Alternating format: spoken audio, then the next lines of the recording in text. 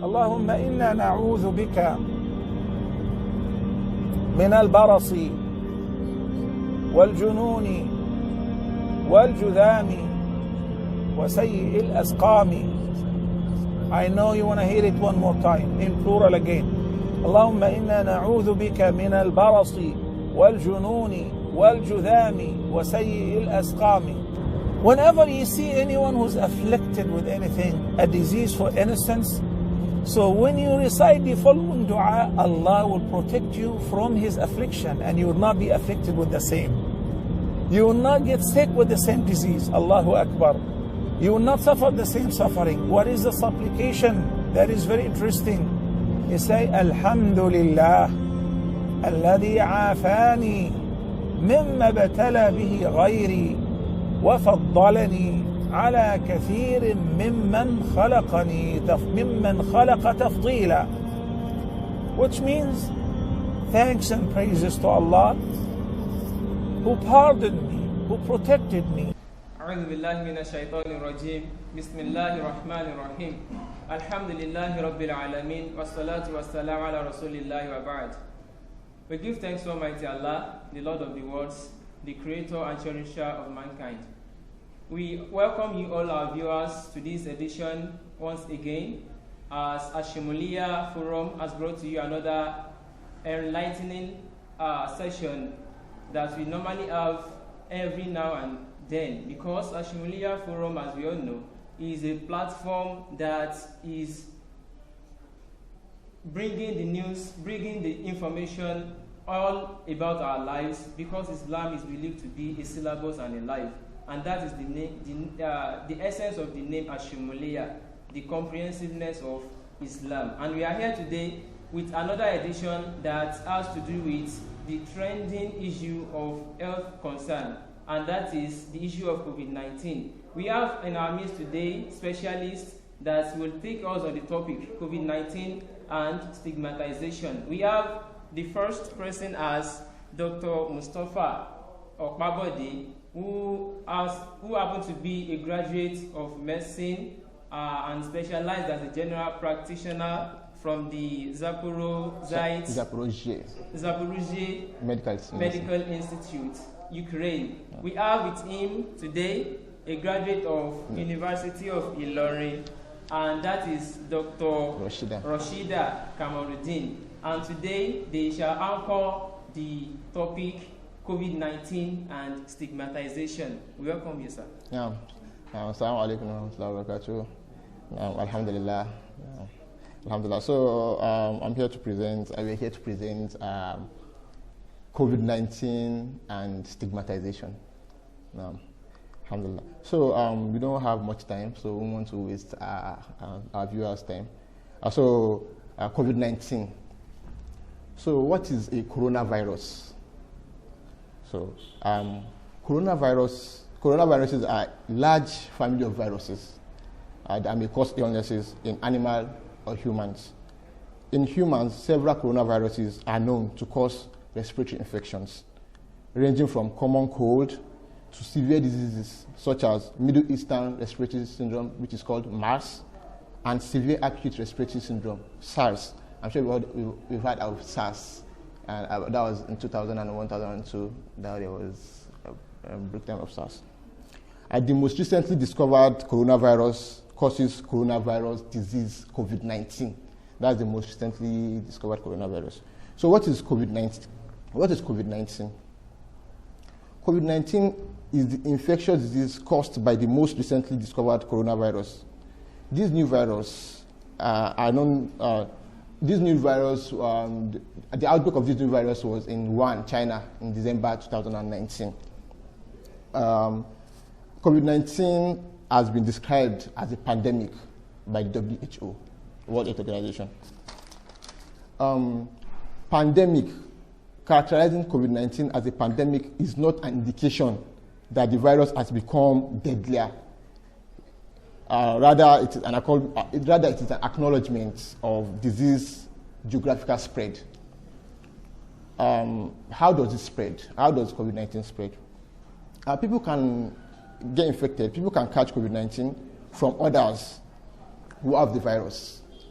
Disease can spread from person to person through small droplets from nose, mouth, which are spread with a person with COVID-19 who coughs or exhales. These droplets land on objects and surfaces. When someone coughs and there's a surface around the person, other people then can catch COVID-19 through touching of these surfaces and touching of the surfaces, putting their hands in their mouths, putting hand in the nose, picking of one nose, or touching one's eyes. People can also catch COVID-19 if they breathe in droplets from a person who has COVID-19, or someone who exhales, or someone who coughs or sneezes around them. This is why it is important to stay more than 1 meter away from person who is ill, who is coughing, or who has catarrh or any symptoms of illness or fatigue. What are the symptoms of COVID-19? There are most common symptoms of COVID-19 are fever, kí ara kó máa gbóná, fatigue, kó máa rẹ̀yàn. Those are the symptoms. Àwọn nǹkan tí a máa rí, àwọn nǹkan tí a expect, àwọn symptoms. Kò necessary pé tí èèyàn bá ti ń wúkọ́ àbí tó bá ti ń ṣe kàtà pé COVID-19, you understand? Because common flu náà wà, èèyàn lè máa wúkọ́. But common symptoms, because presently this is what's trending, and we need information, we have to know about it. So the most common symptoms are fever, kára máa gbóná, fatigue, kó máa rẹ̀yàn, or kí o máa wúkọ́, dry cough. But dry cough, ikọ́ tẹ́ pé dry cough, ikọ́ tí yóò lè tí yóò wú ọkọ̀ síta. These symptoms are usually mild and begin gradually, understand? And around 1 in 6 people who get COVID-19 become seriously ill and develop difficulty breathing. So, because we want people to understand that everybody to COVID-19, it's not everyone that has COVID-19 that will now become a serious illness. Only 1 out of 6 people, that's only 20% of those who has COVID-19 will probably progress to a serious illness. So most people, almost 80%, recover from this illness even without treatment, or with just symptomatic treatment, you're coughing, taking excess fluid, taking vitamin C, but the people at more risk are older people, àwọn tó ti dàgbà, tó ti darúgbó, àwọn younger people tí ò ní any illness tẹ́lẹ̀, tí ò ní any underlying illness, ò kí ń ṣe sickle cell disease patient, ò ní cancer. 1 out of 6 ni ó might develop serious illness, but others will get fine even without any treatment whatsoever. But 1 out of 6 might develop serious illness, and older people are at more risk. I want to dagba are at more risk of having serious illnesses, and I want to underlying illnesses be those that are hypertensive. I want to COVID-19 worsening. I want to heart diseases, be heart failure, or at more risk of getting what. Those are the 20% we are talking about, and those that are diabetic are at more risk of developing serious illnesses. So, how do we protect ourselves? To protect ourselves, we need to imbibe good hygiene by regularly and thoroughly washing of our hands with soaps and water, or clean of our hands with hand rub, alcohol-based hand rub sanitizer. We didn't bring our sanitizer around. Alcohol-based sanitizer. And maintaining at least 1 meter distance from someone who shows any signs of illness, someone who is coughing, someone who's having catarrh, if anybody is coughing around us, for any distance, at least 1 meter distance would do. And then, like we said earlier, the means of transmission, you understand? We said droplets by sneezing on objects and surfaces. So how do we avoid this? We avoid touching our eyes, our nose, our mouth, avoid touching surfaces, though it's, in the real sense, it is actually very difficult. As I am right now, you can see I've been touching this, you understand? When I'm going upstairs, I hold the staircase for support, you understand? It's very, very difficult, but we have to be conscious of this, conscious of touching surfaces, then touching our faces, touching our eyes, our nose, and we have to be conscious of washing our hands regularly, even when you've not touched anything. You should always wash your hands, because it's actually very difficult to maintain this. Make sure you and people around you follow good respiratory hygiene. So it's not just about you. See, to any information if you are important, to any presentation if you are important. So if I'm maintaining good hygiene, I'm not touching surfaces, I'm cleaning my hands. All about the people around me. All about you, all about you. If I'm maintaining and you are not maintaining, then there's no means of prevention. We've not prevented this. So you should also, people around us should follow good respiratory hygiene. Covering your mouth and nose. Covering your mouth and nose when you cough or sneeze with bent elbow or tissue. And once you, in the case of people using tissue to cover their mouth and nose, once you've coughed or sneezed using a tissue paper, you must dispose it immediately. It has to be disposed immediately. We should stay home if you feel unwell. If you feel unwell, if you be around you, it's better to stay home, because you don't know who you've been in contact with, you understand? Because firstly, when you have symptoms or you've been in contact, first thing is to self-isolate, you understand? So when you feel unwell, stay home. And if you have fever, cough, or difficulty breathing, then you must call immediately seek medical attention. I didn't quickly prepare for the Oyo State NCDC hotline.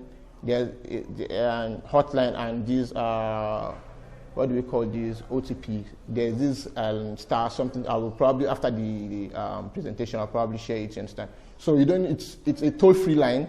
You quickly call the NCDC or your state, or we press the what's it called? This OTP staff 761. Probably if you can check it online, is on our governor's page. You understand? So it's important if you feel you are coughing and you're having difficulty breathing. So anybody and to feel sick, or dosile, or lo daju. Ṣùgbọ́n ẹni tó bá feel sick, tó dosile, kò kàn ní dosile tó bá bẹ̀rẹ̀ sí máa wúkọ́ continuously, tí kò lè breathe dáadáa, tí breathing tó ní breathing difficulty. In this case, we have to seek for medical attention. Only free number tá lè pè, only free phone number tá máa fi sí, we'll post it online. Then only nǹkan tá lè tẹ̀ sórí phone wa, the Nijawo is free. It's so important. And for this period of time, let's avoid traveling. You know, even Islamically, if there's a plague, pandemic, only pandemic one look kí o má wọ inú ìlú yẹn, understand? Tí ẹ bá ti wà inú ìlú yẹn tó bá bẹ̀rẹ̀, kí o má jáde kó inú ìlú yẹn, understand? To avoid spreading of this disease.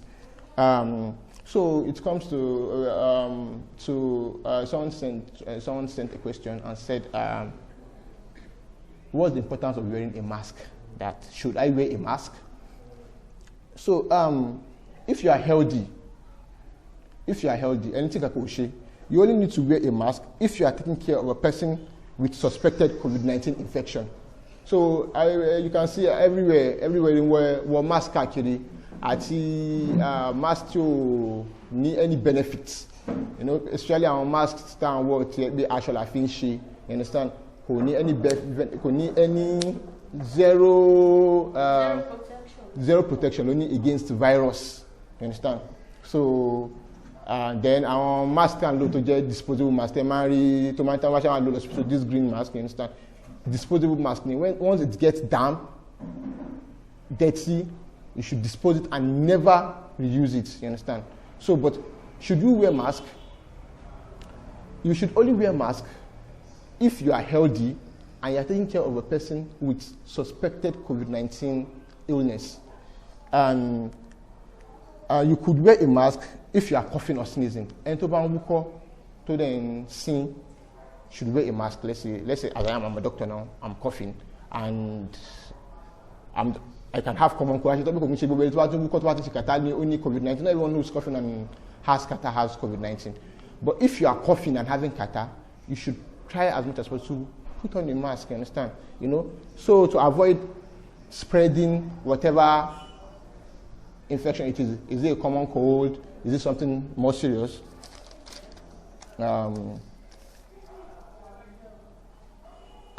Okay, but wearing mask alone cannot completely protect one. Our mask last time is not enough. You understand? So we must make sure, like what we said earlier, frequent hand cleansing, hand washing, not touching of surfaces. You understand? Maintaining distance, and the use of mask who are beneficial. Yeah. And like I said, replace the mask with a new one as soon as it is damp, and do not reuse it. And the use of mask alone is not beneficial, is not enough. So about stigmatization, because I said the definition of stigmatization and stuff. Stigma is conceptualized as a complex social process of labeling. Any COVID-19, or for example, COVID-19 cases. For example, when you see someone, like we had a case in Oyo and like COVID-19 case, you know, we are not referring them as people. You understand? Instead of so person, like Bajalili, we don't say that. We say, okay, COVID-19, any COVID-19, I mean, like COVID-19, what to you understand? You know, I think labeling, you understand? So labeling, ordering, devaluation, and discrimination, you understand? Because the person labeling, I think devaluing, those stigmatization it involves interconnection of cognitive, emotional, and behavioral components. Affecting you psychologically, emotionally. When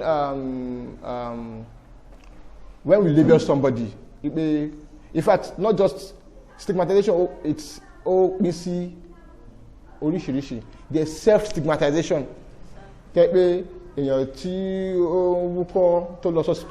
understand? So gets to the hospital and suspected COVID-19 case. He himself will start feeling like he's not among the rest of the people. You understand? He wants to stay away, you know, and it goes a long way because it's emotional, it's psychological. You understand? It's depressing. You understand? Which can actually worsen the person's condition. When you are ill with a virus and you are depressed, and subsequently you are not eating, and your immunity gets more depressed. Understand? So, actually, about stigmatization, what I'm worried about stigmatization, I'm worried about bullying, discrimination, and what's the best way to talk about COVID-19? You know, because actually, we should not refer to patients as COVID-19 cases and all. So, what's the best way to talk about COVID-19? Here's what we can do. We should not attach location or ethnicity to the disease. You understand?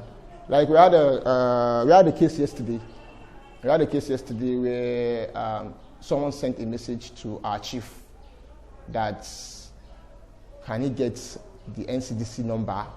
Can he get the NCDC number because a man just arrived from Cotonou. That the man has been staying in Cotonou for a long while. Just arrived the day before yesterday, you understand? And they want to quickly report him to NCDC, you understand? So I think already attach location to this disease, you understand? So the chief asked him that, have you seen any symptoms? Have you seen any symptoms of flu or respiratory illness in this person? And said, no, it's just because he just got back from Cotonou, you understand? So and chief said, no, please. Is he walking around? No, he's in his house, he's self-isolating in his house. Then let him be, you understand? We should not quickly attach, let's say Chinese people come around and these people are from China, let's stay away from. Actually, I did it a while ago too, when we had patients from Lagos that came in and they were coughing. You know, I quickly applied my mask and I informed my my senior colleague that, hello, we have a case from Lagos, even though the person was not coughing. You understand, for example, you understand? So we should try to we should try to maintain, avoid this. And we should remember that this virus can't target people from specific population, ethnicity, or racial background, you understand? It's a virus. A virus does not know whether you are black, or you are white, or you are Nigerian, you are American, you understand? A virus is going to attack humans, you understand? So we should remember that this virus does not care about race, you understand? And do not refer to people with disease as COVID-19 cases, or refer to them as, rather we should refer to them as people. Come and refer to those people with COVID-19 as COVID-19 cases. We should rather refer to them as people, you understand? We try to manage them as respect. And again, please, do not repeat or share unconfirmed rumor. We should not repeat or share unconfirmed rumor. Like, okay, we had you can use the case in Oyo as a case study. You understand? You know, the moment people saw NCDC car going to the place, people didn't wait for the results to come out. You understand? People already started spreading rumor around that there's COVID-19 in Oyo. In fact, it's not just one, it's 10, it's 15, it's 20. You understand? We should not spread unconfirmed rumors until rumors are confirmed. And as much as possible, we should avoid exaggerations. Kama exaggerates in kotuba to can it be ujubelo, and we should not though it's about stigmatization. The stigmatization of COVID-19 is not that like presently in this town. Presently, we only had of one case in our town, so there's no much stigma going around. But this is just information. Inshallah, we hope it doesn't get worse than the present situation. Understand? But if there's anyone who has COVID-19, we should not try to refer and say, this person has COVID-19 and this person has been spreading COVID-19. Let's say someone who is COVID-19 confirmed and you want to say he's been spreading this virus for a while. We should try as much as possible not to do that, because we don't in medicine, we should not blame. Do not blame patients, because anybody can come down with this disease. So, and do you have anything to add? Okay, so. Just to add. Okay, all right. Just to add to what he has said before.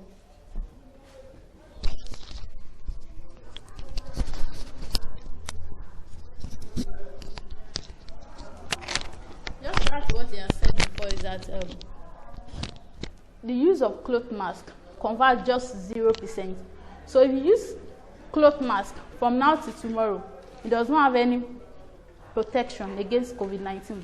So if at all you are sneezing or coughing, when you use that cloth mask, you should wash it at least. So for the next day, you're able to use it again.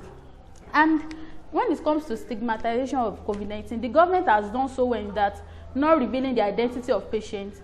For example, on Twitter, people will say they should post videos, pictures of them to know that it is real. But in an actual sense, it is wrong, because there's something called ethics in medicine. You should not reveal the identity of patient. So in a real sense, there's not really much stigmatization on COVID-19 because the medical personnel and the government, they work together not to reveal the identity of patients. So I think the government has done so well on stigmatization. So there's not really stigma on COVID-19. All right. Alhamdulillah Rabbil Alameen. We give thanks so much to Allah that has made this session a success. And we actually give thanks and we really appreciate the presentation of our medical practitioners as they have actually enlightened us here and they have actually enlightened our audiences all over the world about the issue of stigmatization and most important preventive measures.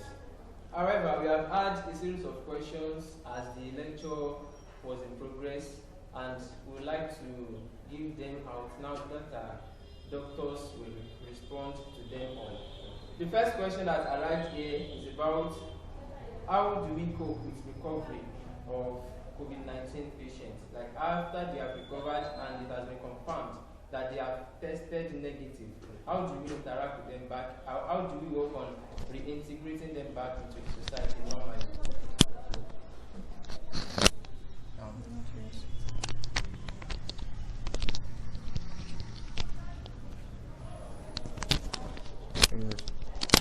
Bismillahirrahmanirrahim.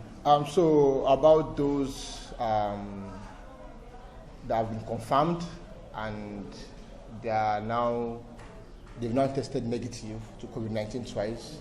The common misconception before was that if one has COVID-19 and recovers from COVID-19, means the person cannot get reinfected. That was the misconception. So someone who has COVID-19, who has tested negative twice, does not have it again. So it's just like every other person, understand? And the chances of getting infected is almost the same as those who don't have it. So it does not confer protection, understand? And so this is where stigmatization comes in, understand? When those that have tested positive are back, we should welcome them and should still maintain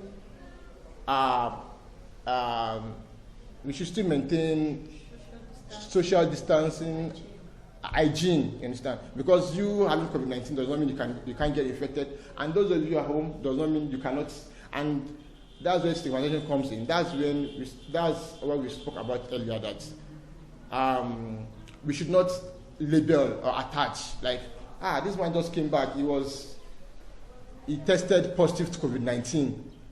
Stay away from him so he does not spread it. Someone who has tested negative obviously will not spread. He does not have the virus again, understand? But does not mean he cannot get infected. But the same chance, the same chance of he getting infected, the same as those that don't have it before. So we should welcome them back. We should accept them, and we should act not as possible not to discriminate or label them. So, no. All right. The next question is: what is your view on the use of black seed as a cure to COVID-19? Okay. Well, I don't know much about black seed.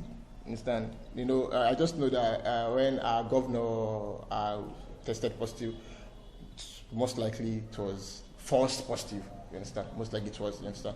And he said he used black seeds. And we Africans, we are used to using herbal mix from, for a long time. Black seed, honey, and several other stuff. You understand? But our particular concern about herbal drugs, herbal medication, is the side effect of all this. There is no any testing scientific evidence that black seed helps or it confers any kind of protection. You understand? You get, and I don't really have a concrete. Yeah, but what do you think about it? There's no scientific evidence that supports it. Yeah. So there's no any scientific evidence that supports it, understand? So we don't really My knowledge is quite not much on that. Yeah. All right. Yeah. We've actually understood here today that Yeah. the use of the use of black seed has not been scientifically backed up by any research or any findings. Yeah. And the next question here is that, will just coughing be a symptom for COVID-19? Although this is just a question that is seeking for you to recapitulate what you have said earlier. Okay. Yes, like we said earlier, coughing is not coughing or any kind of respiratory illness. Coughing, catarrh, sneezing does not mean one has COVID-19. You understand? And most times, you already said that 80% of them, they are asymptomatic. So a person can be walking around and won't show any symptoms. 20% of them will show symptoms. So what we are saying is that recently there have been a lot of symptoms that have been discovered. Some will have even diarrhea. Some will even have like joint pain, body pain. Some people can even have some symptoms that mimic malaria. So, but where we have to get high index of suspicion as a medical personnel is that when the person has a recent history of travel or has an exposure to somebody that has been proven to have COVID-19. So those are the things that will be telling us that, oh, probably this person has COVID-19, because not all persons that is coughing, sneezing, or have other respiratory symptoms have COVID-19. Thank you. All right. Thank you very much. Next question is, what do you have to tell our audience about the effects of stigmatization on the patient, either when they are still going through treatment or when they have recovered? Okay. Like when we defined stigmatization earlier, So like when we defined stigmatization earlier, we spoke about the impact of stigmatization. Understand? About labeling and discrimination. Labeling and discrimination for the patient goes a long way, because stigmatization actually can lead to depression. You know, the patient does not want to mix with people, he feels like an outcast. You know, subsequently can lead to depression.